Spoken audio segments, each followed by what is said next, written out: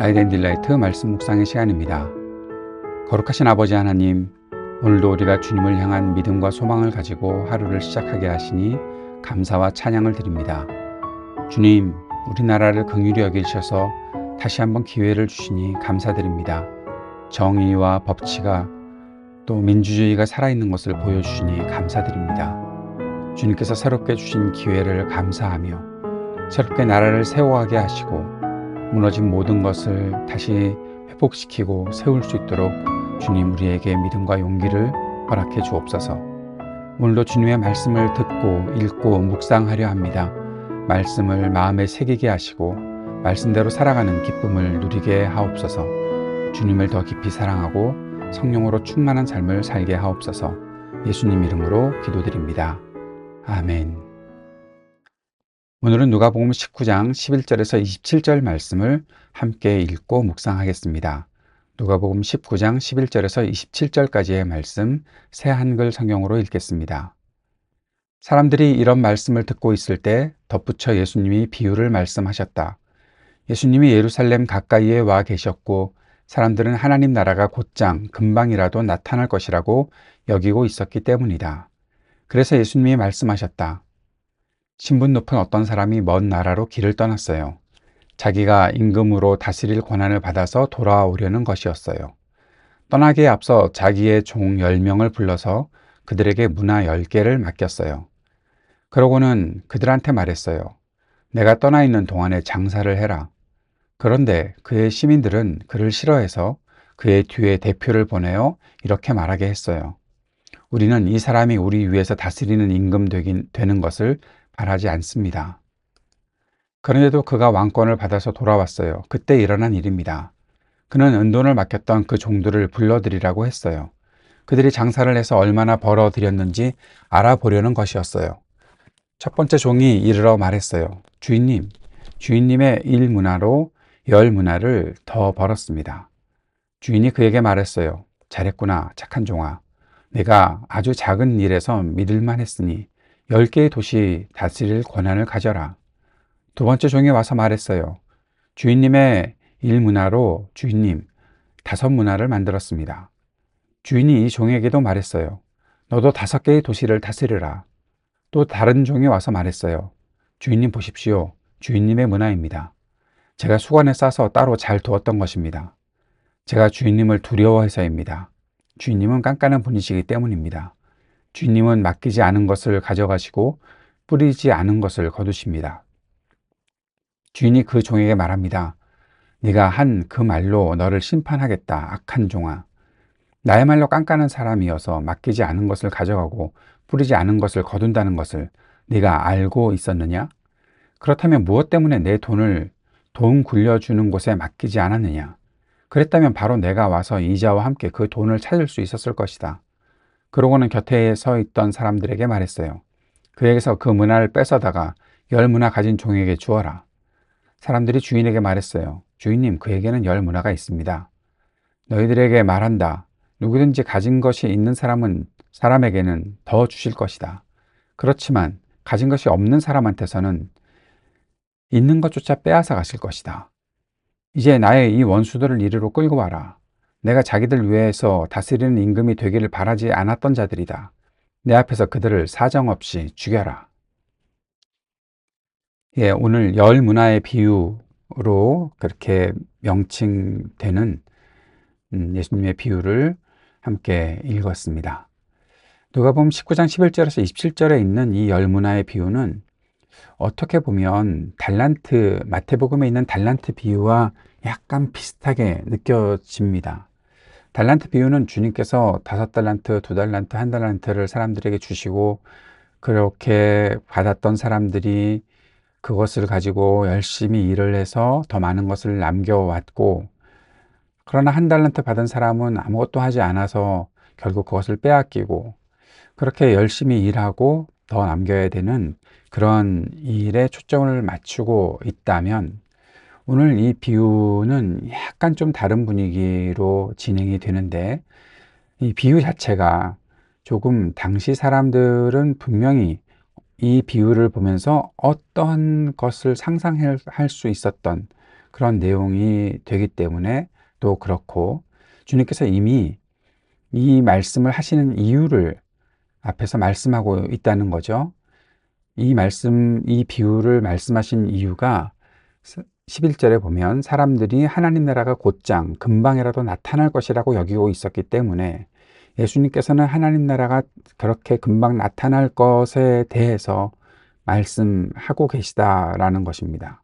그리고 여기서 좀 더 살펴보면, 내용을 하나하나 살펴보기 전에 조금 더 살펴보면, 어, 여기에 보면 이 주인이 아니죠. 여기서는 신분 높은 어떤 사람이 떠나서 그 권한을 받아 가지고 올 때 사람들 중에 어떤 이들이 이 사람이 그 임금의 권한을 가져오는 것을 바라지 않는 사람들이 있었다라는 것을 말해주고 있습니다. 이것은 분명히 예수님께서 이 땅을 떠나셨다가 다시 재림하실 때 이 땅을 통치하시는 하나님 나라의 통치를 이루어 가시는 왕으로 오시는 것을 싫어하는 사람들이 있었다라는 것이고, 그러한 환경에서 종들이 어떻게 일을 하고 어떠한 사명을 감당했는지를 보게 하는 그런 내용들로 구성이 되어 있다는 거죠. 앞에서 말씀드렸던 마태복음의 달란트 비유에선 그런 내용은 없었던 것을 우리가 기억하죠. 자, 한번 보겠습니다. 이 비유를 보면서 배경을 먼저 살펴보아야 하는데, 이 문화의 비유는 당시 유대인들이 로마의 압제 속에서 메시아가 정치적 해방을 이루어 주실 것들을 굉장히 기대하고 있었고, 예수님께서 예루살렘에 가까이 오셨을 때, 야, 이제 뭔가 이루어지겠구나 라는 그런 생각을 하는 그런 배경 속에서 예수님께서 비유로 말씀하셨다라는 것입니다. 그런데 당시 사회에서는 이 예수님의 비유가 사람들에게 어떻게 이해가 됐나 하면, 헤롯 대왕의 아들들, 그 아켈라오 등이 왕위를 확정받기 위해, 그들은 분봉왕이었으니까요.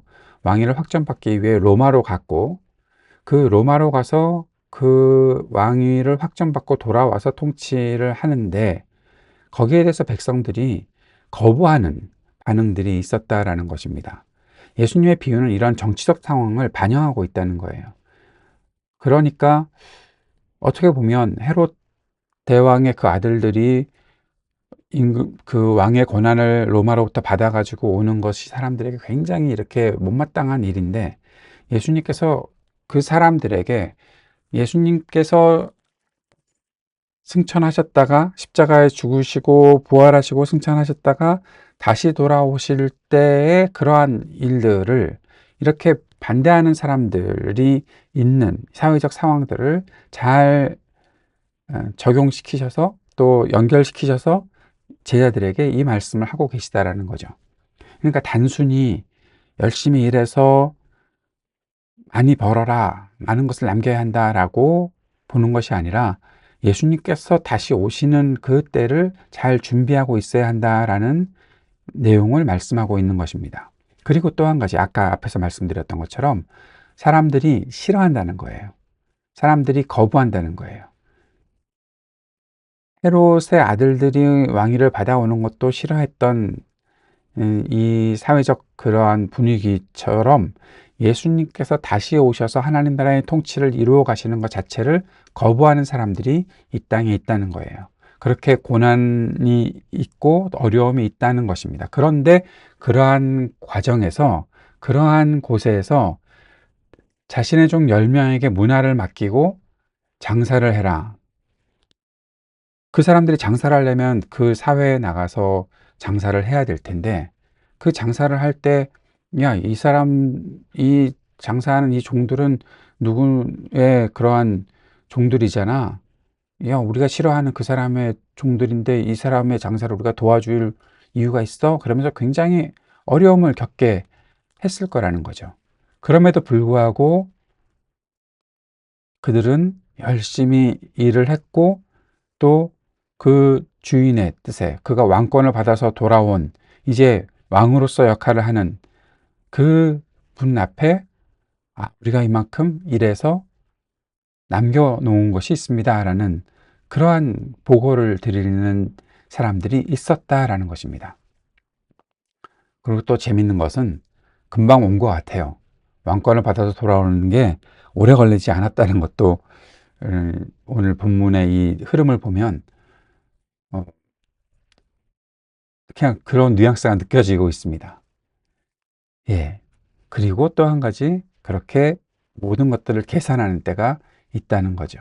결국 어떤 종은 10문화를 남겼고 어떤 종은 5문화를 남겼고 그렇게 막 보고하고 있는 종들이 있었는데 한 종이 난 가만히 가지고 있어서 아무 손해도 보지 않았습니다 라고 말한 그 종은 결국 주인에게 책망을 받고 빼앗긴다는 거죠.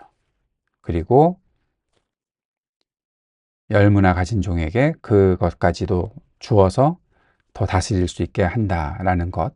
그리고 마지막에 27절에 보면 나의 이 원수들을 끌고 와서 임금이 내가 통치하기를 원하지 않았던 자들 다 사정없이 죽여라 라고 말씀하시는 것입니다.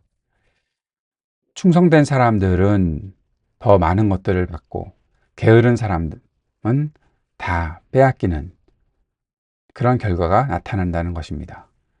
하나님께서 분명히 심판하신다는 것이죠. 이 충성됨이 결국 그들이 구원받은 하나님의 백성인 것을 증거하는 것입니다. 두려움과 게으름, 그것은 하나님의 뜻을 거부하는 것으로 나타난다는 것입니다. 우리에게 있어서 우리에게 어떠한 태도가 있는지 한번 돌이켜 볼 수 있기를 바랍니다. 무엇을 우리가 얻고 무엇을 잃게 되는가? 왜 얻게 되고 왜 잃게 되는가? 우리의 하나님을 향한 그리스도를 향한 충성은 어떤 식으로 표현이 되는가? 그리고 두려움과 게으름들이 어떻게 연결이 되고 결국 그것이 왜 모든 것들을 잃게 되는 결과를 낳게 되는가? 살펴볼 수 있어야 하겠습니다. 그리고 분명히 이 말씀에서도 우리가 기억해야 되는 것은 그리스도께서 다시 오신다라는 것이죠. 그리고 분명히 심판하신다라는 것입니다.